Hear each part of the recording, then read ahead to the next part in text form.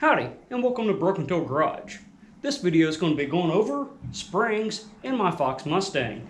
I'm actually, I already have them out. I don't know what name brand springs right here. I'm mainly going to be focusing on doing the front springs. I really don't have a video on that. I already have a video for doing the rear springs. So I'm going to be showing what the ride height was before with these springs in it, and the Steed springs that I'm putting in. Consequently, the Steed springs I got out of the junkyard, and they're going in my car called Jim Junkyard Mustang. Alright, a couple things here. This video is going to go under an assumption that you have one of these books, something like this, and you've read it on how to change your springs. So what I'm going to be going over is supplementing what is in the service manual right there. One of the things, it's going to be this tool here from Maximum Motorsports, right? I'm going to be going over how to use it and how to get these things changed out and what the results are. So this right here, I'm going to give it 3 wrenches for difficulty just because of the safety involved. You're going to need air tools. And it is a little difficult if you have factory components like those struts and everything. You got to unbolt those from the knuckle to get the A-arm to drop. If you haven't ever done that on your car, they're a little difficult right there because they, 30-year-old stuff, right? So difficulty level, 3 wrenches, time, I'm going to say about 5 tasty beverages. It just depends on how stubborn some of these bolts are. It could go pretty smooth and not a problem at all. Now the other thing is, while you're in there, you're going to have everything apart. You're literally one nut away from getting the strut and putting new struts on there. So that's something to consider if you're looking at doing your lowering springs on your Fox Mustang. Okay, so here's the setup that I have on my car. As you can see, it's lowered. This is a 205/55/16 tire, not a big tire. And it's up in the fender well. I've had to roll the lip and I don't have my liner in there. So the springs I put on here, a little bit of evolution. So this is a 4-cylinder car. I put the factory V8 springs in there, which is a complete dangerous nightmare to do, at least the way we did it. We did the 2 crowbar trying to scissor it in method. The spring actually has to S-curve to get in there because where it mounts here and where it mounts on the lower control arm aren't lined up. The springs I have in here, I didn't have any issue because they're so short. I just put the control arm down, put it in there, and lifted it up and jacked it up in there. This is too low. It looks good. I love the look, but it scrapes every speed bump. Like I said, I don't have my inner liner in there. I can't fit that in with a small tire. Can't go a bigger tire without cutting the fender out and all that stuff.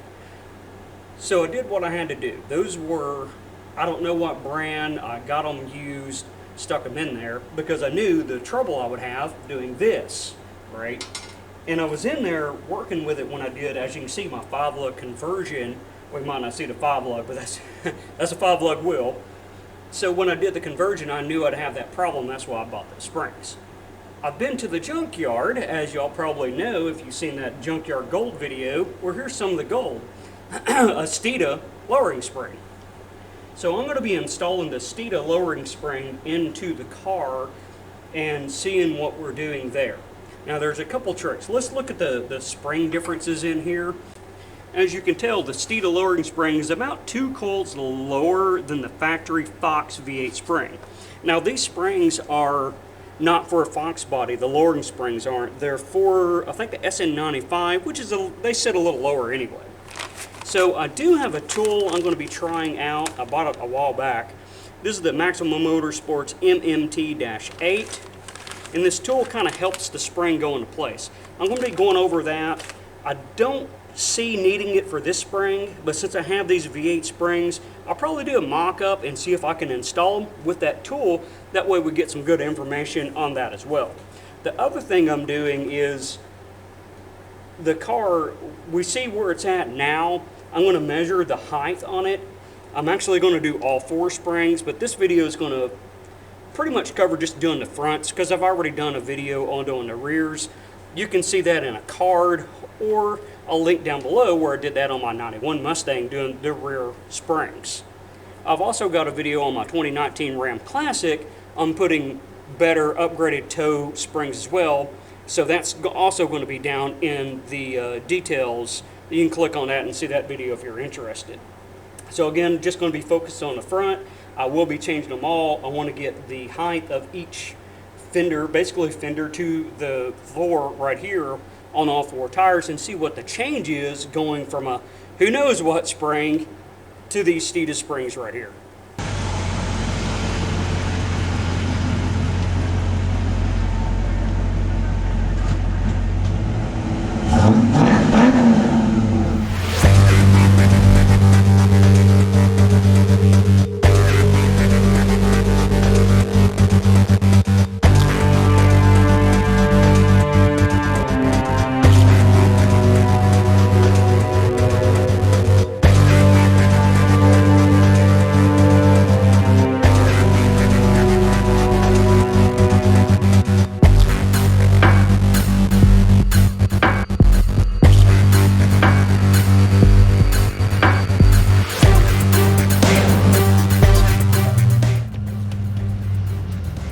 Okay, one of the tricks, I have my jack up underneath the control arm right now. This is kind of the dangerous part right here because that's the only thing holding this system together, that and these 2 bolts on the strut. So what I've got is I got a little bit of jack pressure on here, so these bolts are getting loose-ish. Basically, you don't want the tension of the strut and the spring holding these in. Got one of them out. Now these can be a bit of a pain to get to because your brake bracket back here is kind of in the way of getting in behind there, and you can come in and install them this way or that way. It really don't matter, whatever works for you when you put it back in, whatever's easier. And I'm going to take this bracket off, or the caliper off, and hang it. I think I'll have to do that because, like I said, you have to get this arm to drop down far enough, and that's what's jacked up so high, is so I can get that articulation, and hopefully I got enough to get everything out. So I'm not quite an hour into this, but yet again, I've had mine apart, so these 2 bolts could take a lot of time, as well as getting this out. Since I've replaced all this, I was able just to take my hammer and peck on that a little bit, and it dropped the tie rod out of there.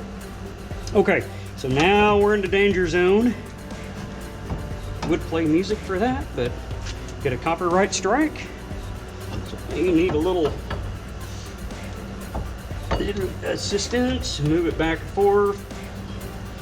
Give a little more jack. There we go. Okay, safety is out. We're in the danger zone. Right now, the rotor hat is going to be captured by the brake caliper. And I'm going to move back as I do this. Move you back as we do this, and we're going to see what we get and let the jack down nice and slow. And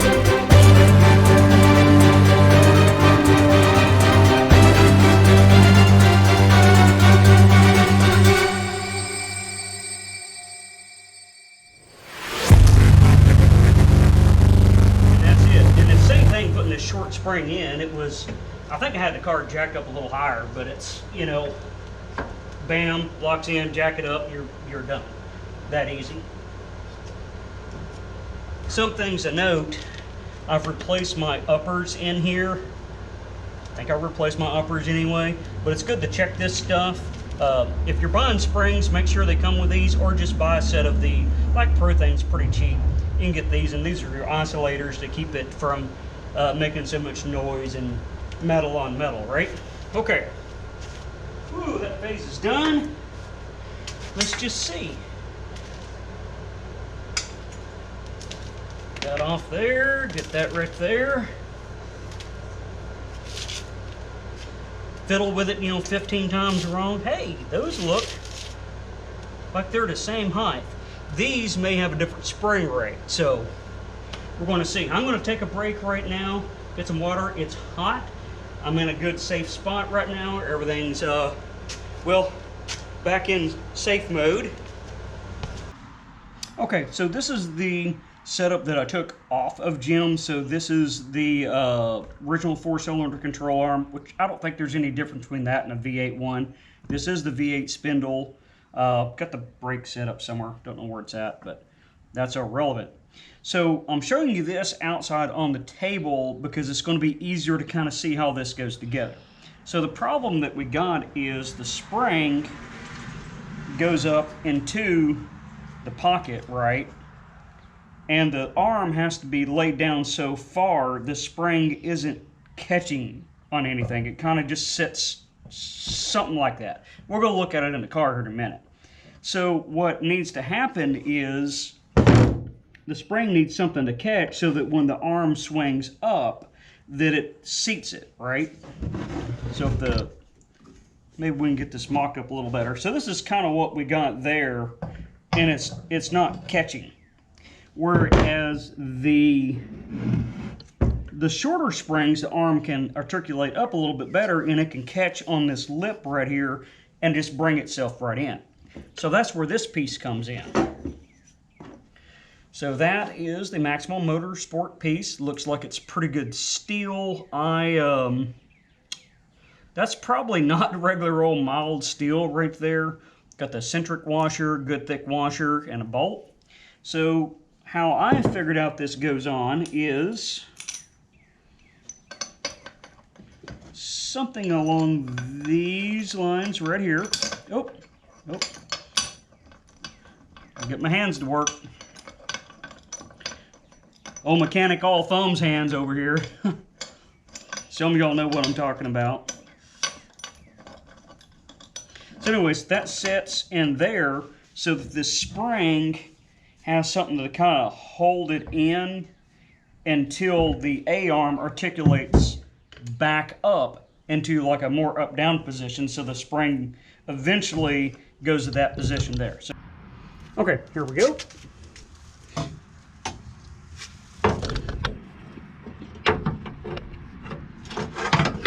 Alright, so that's in the upper spring pocket, and you can see it has nothing to grip a hold of right there, right? So I would need to slip the spring over that little hook. So let's get that set up and see how that's going to work. The camera, I don't want to pick it up. There we go. So you see how it's kind of over there and hooked in, and sorry for the fan, but it's 90 something degrees, so we're just going to have to deal with it, right? I want to turn that off. But it's hooked in there. I have no load on it right now. I have a little bit of jacking up on that, and then as I bring that jack down, I'm going to have my other jack underneath it to kind of catch hold of it and hopefully bring it together. So we're going to see.